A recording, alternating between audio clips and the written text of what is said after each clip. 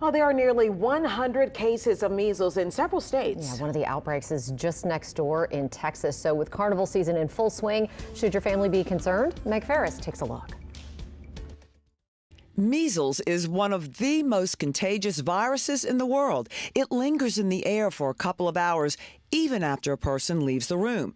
You may remember Mardi-Gras 5 years ago was a COVID super spreader. So what about measles? Anytime we're getting big crowds together, we worry about the spread of infectious diseases, especially when our vaccination rates have fallen somewhat. Tulane pediatric infectious disease specialist Dr. Margot Anderson practices at Manning Family Children's and says while the risk outside at a parade is much lower, the concern is that Louisiana's vaccination rate is less than 90%. When vaccination rates fall below 95%, we know that a community is more at risk for an outbreak of spreading disease. She says the measles vaccine, more than 6 decades old, is one of the safest. But catching the measles virus can be deadly or cause disabilities. Measles used to be one of the top causes of, blindness in the world before the measles vaccine.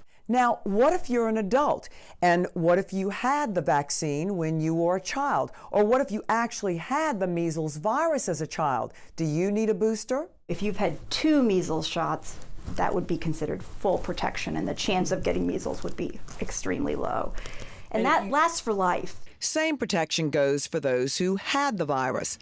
The exception would be people with low immune systems like transplant survivors who may need a booster.